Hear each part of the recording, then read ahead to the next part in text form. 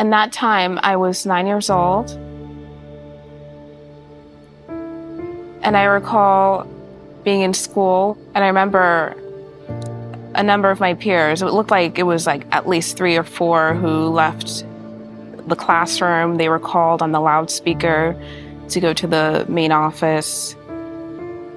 And it seemed like, I had this feeling that something was going on because it just seemed out of place.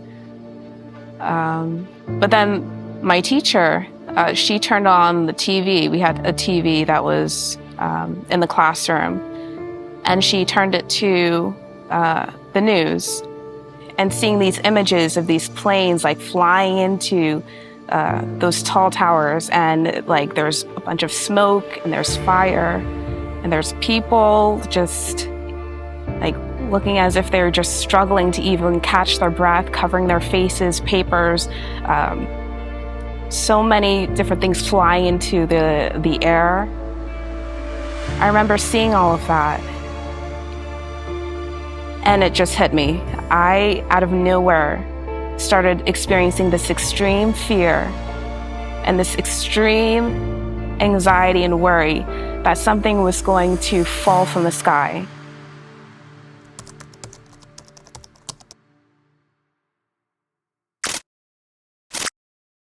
My name is Alexia, and this is my story. I was raised by 2 parents who came from separate countries, and they shared a belief in Jesus Christ, our Savior. So from a young age, I learned of the importance of having Jesus in my life. I've always been this type of person who enjoyed learning about many different things, new experiences. So I would go to the library and I would go to the self-help section, and it would talk a lot about self-empowerment. And then I would look through the Bible and look for ways to build myself up. One day I learned about the Twin Towers.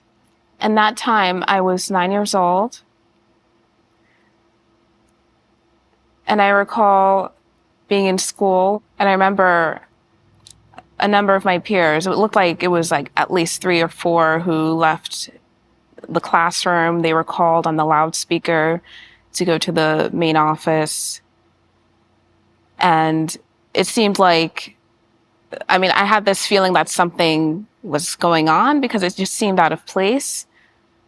But then my teacher, she turned on the TV. We had a TV that was in the classroom, and she turned it to the news, and seeing these images of these planes like flying into those tall towers, and like there's a bunch of smoke and there's fire and there's people just like looking as if they're just struggling to even catch their breath, covering their faces, papers, so many different things flying into the air.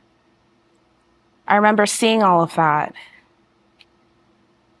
and it just hit me. I, out of nowhere, started experiencing this extreme fear and this extreme anxiety and worry that something was going to fall from the sky. And I recall like one of my classmates talking about how she had like an uncle who works in New York City and how worried she was about him. And then I started to think about, wait a minute, I have an uncle too who works in New York City. And I started to become more afraid about, whether or not this was going to happen where we are currently. I remember taking the school bus home.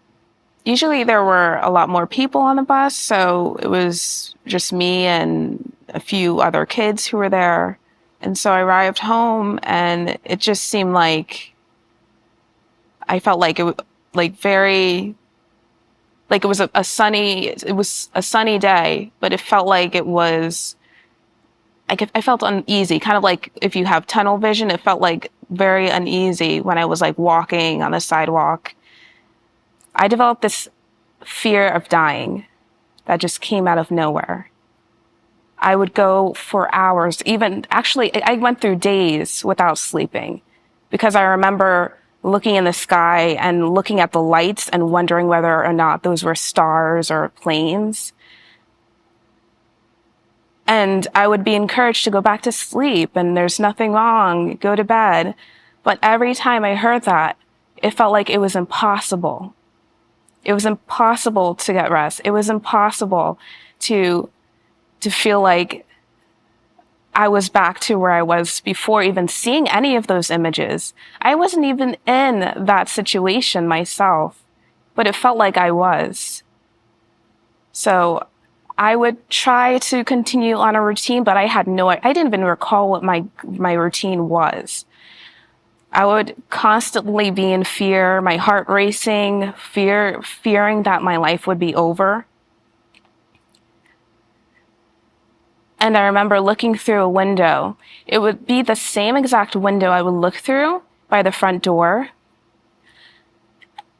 And usually when I look through that window, I'm just staring. I'm just staring into the sky, looking, okay, is that a bird? Is just something flying around? Is that a plane? It could be a cloud. But even regardless of what it was, I still thought it was going to be hurting me. I thought it was a plane. I literally was afraid of planes in general.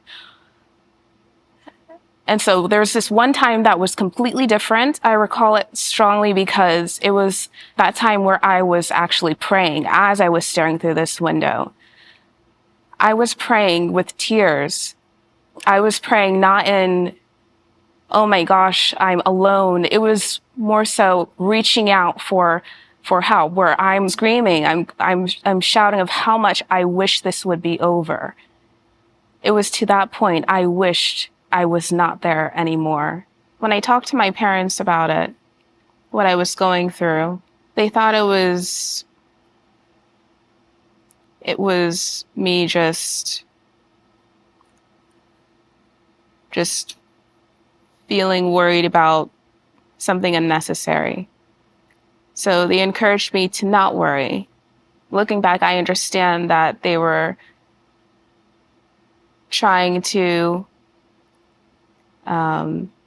just express the importance of just sticking to whatever I need to focus on for school and everything. But I felt alone in that when I tried to tell them how much this worry or how strong this worry was, they didn't really understand how much it affected me. I felt alone. And even though there were so many people who were encouraging of me to not worry, I was still feeling alone. But I still prayed because I was not alone. I reached out and I prayed to God, asking him with tears in my eyes, screaming, why is this happening to me? Why do I feel so alone? I need you. No one believes me. I feel like I want to die. And after all of that, I don't remember how long it was, but I remember laying in bed after that. And usually when I'm in bed, I'm just like wide awake, just trying to listen to TV or something to take my mind off of things. But I eventually did fall asleep. And it was really interesting because in my sleep, which I did not sleep for a while, in my sleep, I remember having this humorous dream of this plane dancing in the sky. And I'm smiling right now because looking back, I'm like, why? What would this even mean? A plane dancing in the sky? But you know what? I woke up and it was like nothing happened. I woke up and I realized, wait a minute, wasn't I afraid of something like bad happening? But it was the next day that I felt like nothing. I could just put my clothes on and just go out the door. I was not afraid anymore. And so what I learned from that experience is that God knew, even when I did not know what was going on, and I felt like no one else knew at the same time, God knew exactly what I needed. And the one who knew exactly what I needed was just waiting for me to reach out to him, the one who knows everything. All those empowerment books and learning about as much as I can, I realized I could read so many different books and there's no way I could know more than God himself. I wish to encourage anyone who has ever struggled with mental illness in any form, that regardless of where it came from or how it comes about, that you are not alone.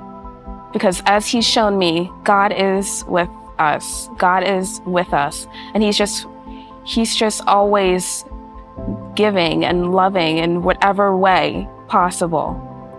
Even in those times I felt alone, I actually was not. And so, regardless of the root of any of our suffering, I also learned that it's not God's way of saying you're on your own. This is something you have to deal with. Put it to the side, just get over it. God does not say that. Any form of any suffering is not a punishment either. It's merely an opportunity to grow and to learn and to share how important it is to remain hopeful and have that hope transform into faith. And that's where I am now. I have that faith in God. And with that faith, I grew this passion to help other people who struggle with mental illness. I'm now a mental health counselor and addictions counselor who supports other people because I know that this is God's calling for me. And in my heart, I enjoy learning. That person I was telling you about who enjoys learning about many different things, I now am learning about many different people, and I'm supporting them in that way. Romans chapter 8, verse 28. And we know that in all things, God works for the good of those who love him, who have been called according to his purpose. Over the years, I can see that God was directing me and filling me with this deep passion to bring my attention from myself to others. I went from feeling alone and just sulking and not knowing where to turn except to just feel like there's only impossible left, to now feeling that there is hope. So God is guiding me and he's using me. Life is much more than what we see and what we feel. That any trials we experience, they are all opportunities for us to build our character, and who shapes our character is God.